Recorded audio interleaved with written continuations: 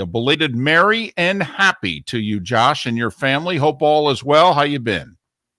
To you guys as well, and I've been doing good. How have you been? Well, we've been doing fine. We were thinking of you. All right, middle of the afternoon Saturday. We gave you yesterday to, just kind of, put it all in perspective, get it together. We didn't want to trample on you. You thought you might be a little emotionally fragile yesterday, but when all is said and done. So what are you thinking this morning about the team that you cover from afar? Well, I appreciate you giving me a day to kind of sit there and stew on it because, that was a very disappointing loss, Week 17 against the Bills with everything on the line. But, again, I keep saying it. This is year 2 of a rebuild under Brian Flores.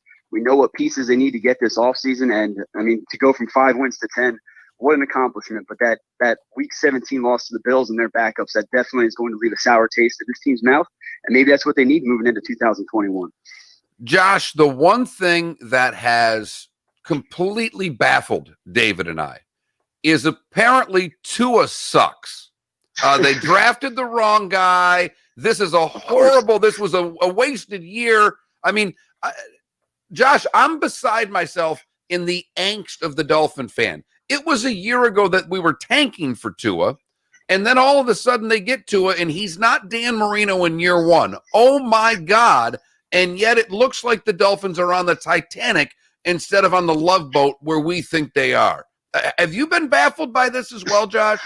Well, 100%. I don't know that it's so much the Dolphins fan base. I know some of them are teetering back and forth, but a lot of it's the national media. We hear it every day, how well Justin Herbert's playing. But to just think, there was no preseason. We know Tua has suffered that hip injury. Some thought he might not play.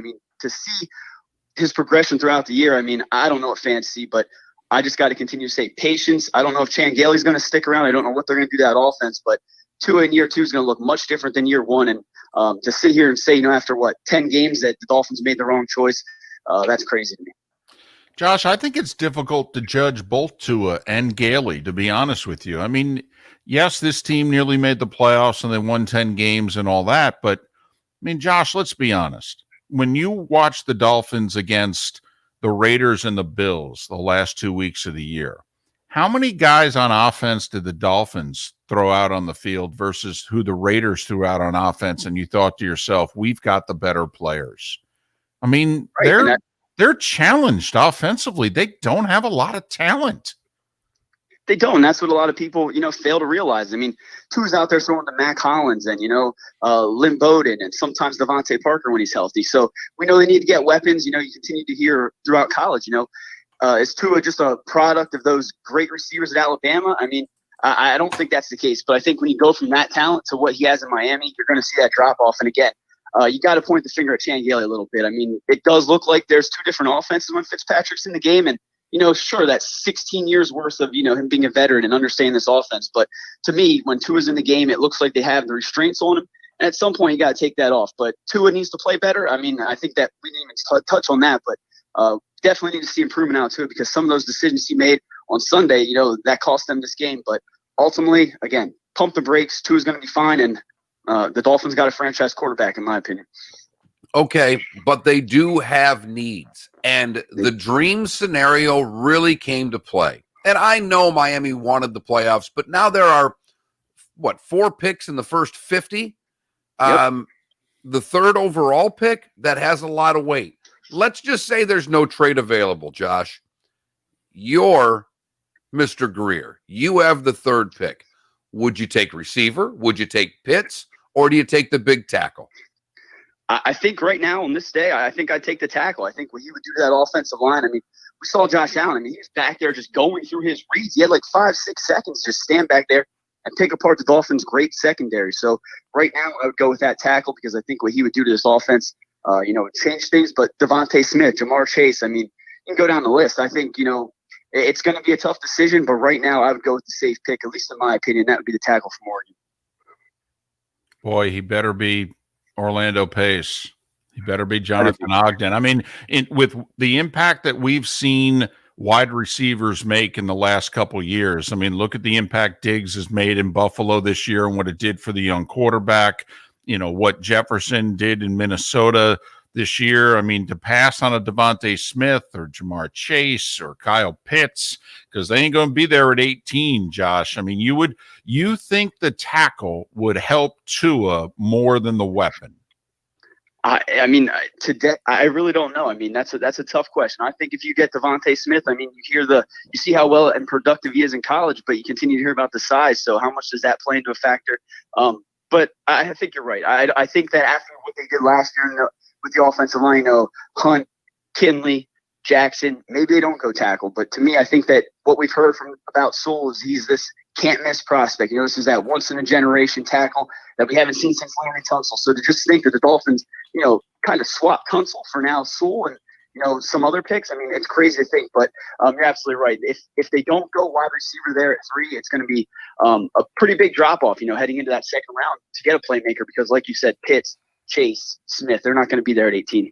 Now the good news is if this BYU quarterback and the way Fields played against Clemson, and if he plays that way again, there could be a possibility that there are 3 teams wanting quarterbacks, and Miami may be able to have their cake and eat it too and drop down a couple of spots, get Pitts, get a receiver, and still continue to build resources. From a standpoint, though, now Miami, to me, Josh, is in a spot they really haven't been in a long time. We all know Miami's a terrific city, and Miami's been great to get free agents in basketball. But the Dolphins haven't done well in free agency because they've been terrible. Now I think with what's going on with Greer and Flores and Tua and an emerging talented team, it seems that the other pieces out there will be able to be had at the going rate instead of having to overpay, which is where Miami has been in the past. I think you're right. And I mean, it's a testament to what Brian Flores is building here. I mean, we know when he spoke out earlier in the year, just what that meant to some of the players across the league. And again, in free agency, years past, it was all because of the money and because of Miami. But now it got to be because of the culture. Now it got to be because you see what the Miami Dolphins are building, and you want to be a part of that. I mean, we saw Byron Jones come in last year. They made a couple big moves last year in free agency.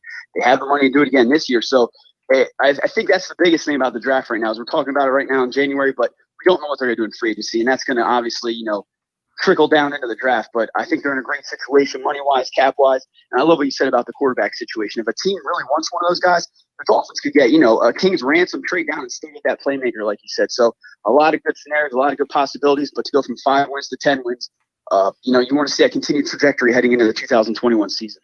Isn't Chris Godwin a free agent? He is, yep. And that's at the top of my list. That would be amazing. But I don't think Tampa will let him go. I doubt it also. I mean, you would think there's a franchise tag there if necessary, but, that would be interesting. Robinson's a free agent. Galladay's a free agent. Sammy Watkins is also likely to be a free agent. And could be had on the cheap because he's not going to get the contract he got last time.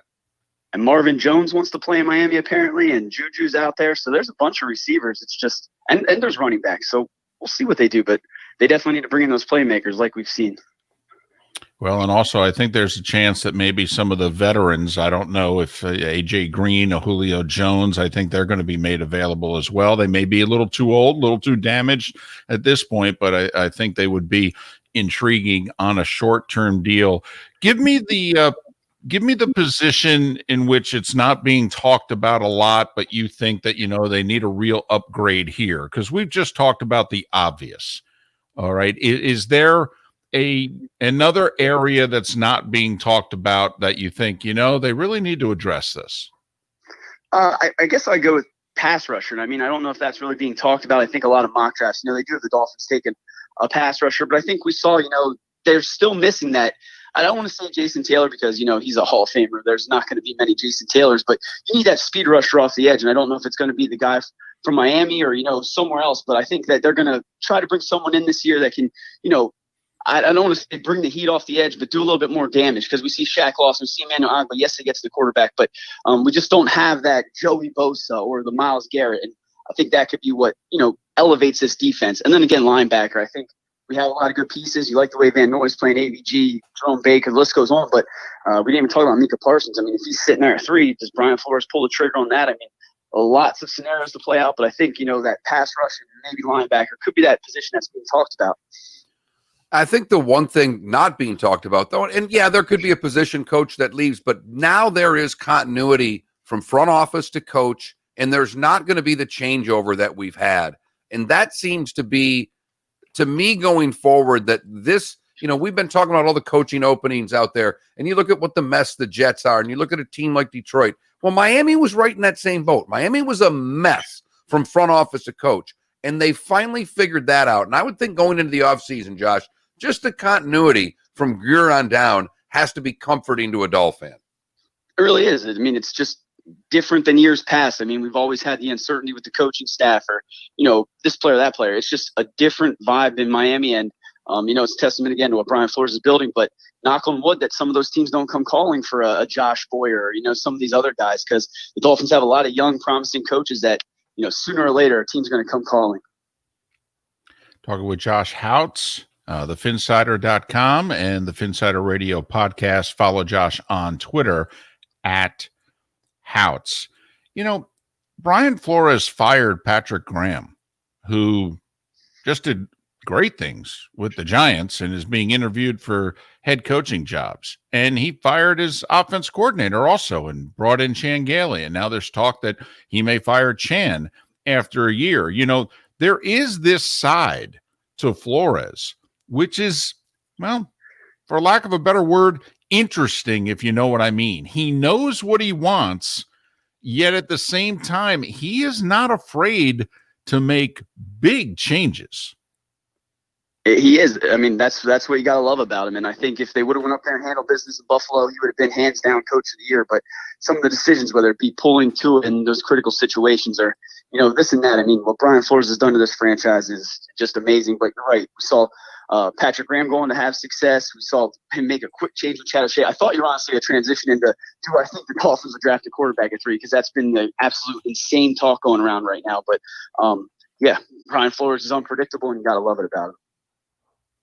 He's Josh Houtz,